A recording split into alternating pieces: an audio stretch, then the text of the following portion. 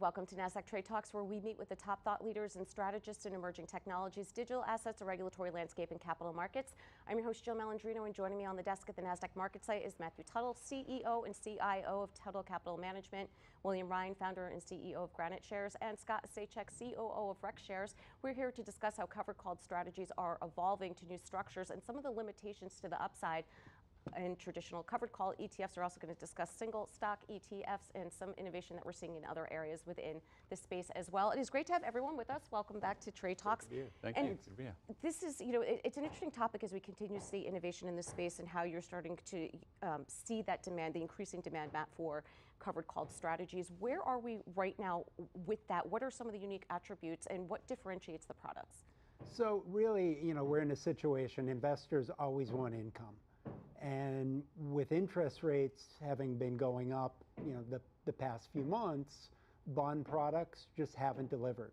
So you're seeing massive demand out there for other ways to generate income, and that's relating to the popularity of covered calls. Right, and that, Scott, there's also other ways to generate income, whether it's through dividend ETFs or fixed income ETFs. Are you starting to see more interest in the fixed income ETFs as the environment shifts? I think, we live in this world where fixed income has just been a disaster. I don't remember the last time prognosticators were correct on like Fed cuts or Fed hikes. I mean, I don't know, how many cuts are we supposed to get this year? Like 7 or 8, right? So yeah, they're going to jam them in the end. Yeah, wrong again. So what you're seeing is this increased volatility with like longer term fixed income. So I think, the case for 60-40 makes it really hard if you can't really depend on your 40% in that case. So it opens up the door for alternative income, right? I think buy red strategies, covered call strategies have been around a very long time, decades. But as it relates to ETFs, they really just got started in like 2020, and we're just seeing a proliferation of AUM kind of pile in. I think we're over $80 billion, all from the last 5 years. So I think we're continuing to see growth in alternative income for sure. Right, and well, let's switch gears and talk about a more tactical use case in terms of single stock ETFs and being able to go long or short. What's the advantage of, for example, going short the ETF versus using an option strategy as an example there? I think there are a number of different advantages, but the main one and most obvious one is just ease of use. So using single stock levered products to go short or long is just a lot simpler than using options. And I think the one thing that comes to my mind that we hear a lot from investors is you're in control. So when you buy and sell an ETF, you decide when to buy, you decide when to hold, and really you decide the outcome for that. Whereas with an option, that's decided for you from a timing perspective. And a lot of people don't like that. Would you consider them more short-term vehicles, perhaps a day trade or a swing trade versus holding it as a longer-term hedge? Yeah, that's right. I mean, typically we see people holding more on the shorter term because the products do rebalance every day. But like all of these products, there's an ecosystem that grows around it, and so you get people using options on the levered single stock ETFs as well, which is sort of an interesting development. Yeah, I was going to say, I'm trying to figure out that math in my head here. So let's talk about some of the differences between covered call strategies, because when you think about it, doesn't that somewhat limit the upside, Matt? Well, I mean, it doesn't somewhat, it does limit the upside, but there are right ways to do it and wrong ways to do it. I mean, I know Scott's got a bunch of covered call strategies that they're doing it the right way, where they're putting their strikes, where you've got some decent upside. We've seen some other covered call strategies launch at like the bottom of an asset class. And you look at that and you're like, that doesn't make a lot of sense. Whatever that is at a bottom. When it eventually starts to go up, you're going to get called away. So I think it really is a situation, buyer beware. Right. And you've really got to look at the structure of what you're buying. So Scott, what does that look like? What if within the portfolio a stock does get called away based on the options overlay that you have? Yeah, I mean, I think it could be a couple things. One, it doesn't get called away, or you could restrike, right? So you could also let it just go to maturity if it doesn't get called away, and you capture whatever the upside is up till that cap. And then you could look to sell again, or you could just buy it back and sell. So there's a few ways you could handle it. Are you seeing advisors really demand this type of product so that they can use it within an investor portfolio? Like, where is it most appropriate for? Yeah, I think it's like the hunt for income is on. You could earn 5% in a savings account right now. People are comfortable with equity risk, so they're looking to access equities to gain their income, and that could be on single stock covered calls, the traditional covered calls, which is kind of more the space we live, where you own the underlying and then you're selling calls on the underlying, and then there's also like these synthetic covered call strategies that are starting to pop up as well. Right, and Will, in terms of corporate actions, whether it's dividends or stock splits, how is that factored into the model with the single stock ETFs? They're factored in the sense that they're included in the price, and so typically when you get a stock split, if the underlying company, so let's say you have levered ETF on NVIDIA and NVIDIA does a stock split, that's neutral to the investor, so you end up getting more shares than you did before the split. But for the ETF, it doesn't affect the way the ETF works. And so people have to separate between what is a corporate action for the ETF versus what is a corporate action for the underlying stock. So the ETF, we will do a corporate action if, for example, on splits, if the price was to get too low where we might have to do a reverse split to bring that back up to a level that would be sort of more acceptable for people to buy and sell. But broadly speaking, whatever happens in the underlying stock has to be reflected clearly in the value of the ETF. So dividends, et cetera, reflected in the price. Let's talk about innovation around the horn here. And Will, I'll start with you. When you think about expanding the single stock universe, if you have a Tesla product, a Netflix product, how is that differentiated between different issuers? Where are you seeing innovation and growth within the space? I think we're talking about it right now. We're talking about levered single stock ETFs, covered calls, buy rights. These are all kind of alternative types of ETF, if you will. But the bottom line is it's not your kind of grandma's core ETF exposure. Those are very genericized, very plain vanilla. And I think once people have kind of got out of that core, you're looking for satellite exposure. How can I either generate a lot of income? How can I generate a lot of performance? And that's leading into areas like levered single stocks or covered calls, et cetera, where people are looking for very specific outcomes. Right. So Matt, if you could expand upon that topic as well, let's use the Nasdaq 100 as an example, and you have a covered call strategy overlaid on that. What differentiates from one issuer to the other? So the way you run the strategies could be different. Where do you put your strikes? How do you handle all the day-to-day option fluctuation? Or maybe you don't. I mean, we're in a marketplace where multiple products that do the same thing have been able to be successful. So there could be a need for two of them. You never know. Right. Well, I mean, the fundamentals come into it as well, right? When you're doing strike price selection, whether you're looking at the up or the downside, there's going to be some fundamentals behind that as well, depending on how you feel about the market, the macro impact to the market. For sure. I mean, I do see these things as two completely different, right? Levered and inverse single stocks is just falling in that levered and inverse pool. Right. And then there's covered call strategies. And the covered call strategies can be on some safe underlyings, and then it could be on, or it could be on some very volatile underlyings. Could be on generating 2X. It could be on levered and inverse products as well. So I really feel these are like, completely two different categories. Right.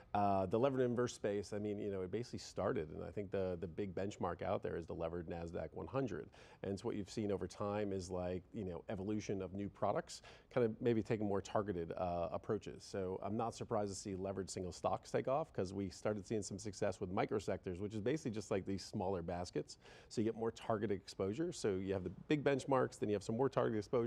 Now you have absolute precise exposure on levered single stocks. So seeing this go from 0 to, I don't know, about 15 billion in 2.5 years is not surprising at all. Which is so interesting. We were actually talking about your product the other day on the desk, and going through the scenarios. What if you wanted to go short the short XYZ ETF, or what if you wanted to do an option strategy around it? It's almost like your lever, and it was just an interesting conversation, like going short the short.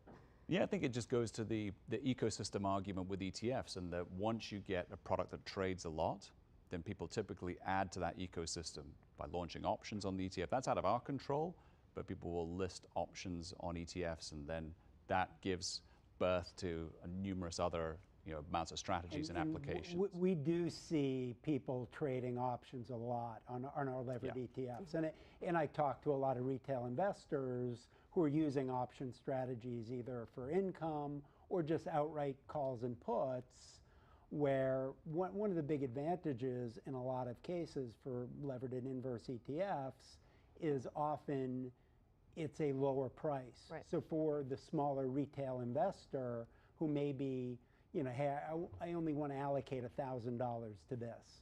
All right, I can't really buy a Tesla option, but I can buy an option on a levered Tesla product and pay a lower premium. And then the funny thing about that last week is with the levered Bitcoin products, you can now trade options on levered Bitcoin products, but Right, there's but still not no spot. options on spot ETFs. Right. So the BlackRock Bitcoin ETF, the Fidelity Bitcoin ETF, there's no options available on them, but there's options available on the levered products.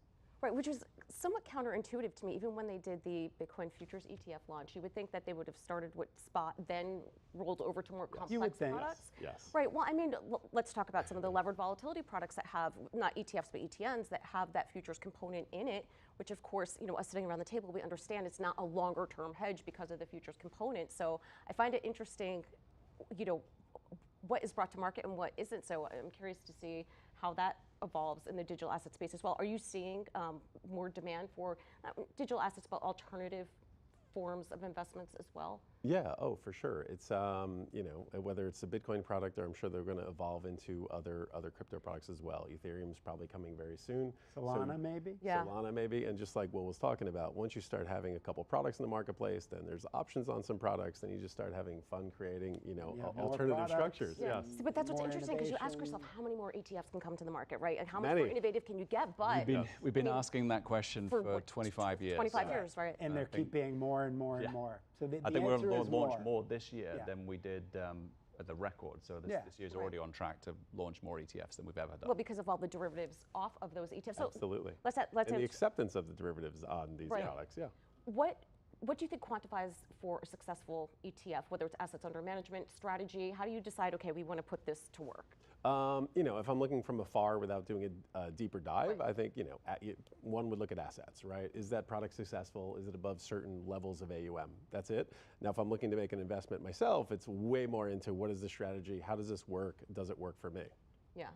So, I mean, what do you think is next on the horizon for the space if you're thinking about whether, it's an option strategy or other types of products that might come out within the space? I mean, yes and yes. I mean, there are going to be more option strategies.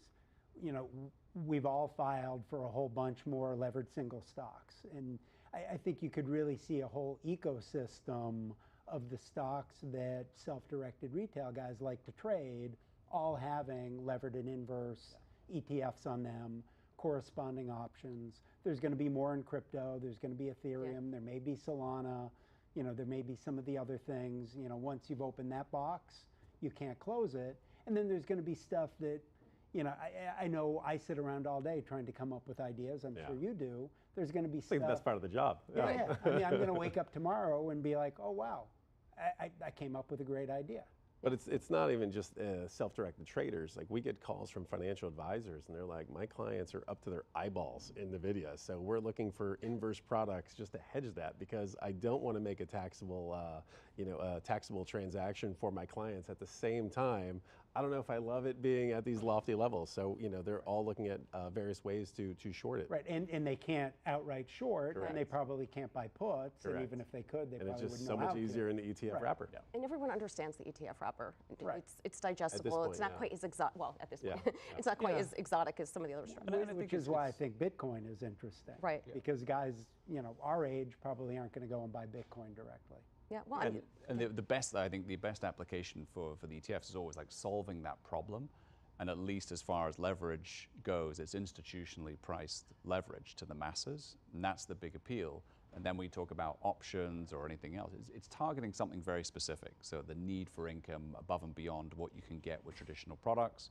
And so that need, providing investors have that need, we keep bringing out products that satisfy it. yeah. Well, it'll be interesting what happens within the digital asset space, because you have, of course, Bitcoin, but once you start getting out the Ethereums and the Solanas, which are the structure, the underlying, structure of the digital asset space, then you're starting to look at not only is it applicable for the digital asset space, but what does it mean in terms of market structure overall, the technology space overall. I mean, you could start to fit them in a whole bunch of different categories once that comes online. Absolutely. Yeah. Yeah, a lot of fun when you start thinking about it. Oh, I know. Be careful what happens when you think. All right, guys, appreciate the insight as always. Thanks for joining us on Trade Talks, and thanks for joining me from MarketSite. I'm Jill Malandrino, Global Markets Reporter at Nasdaq.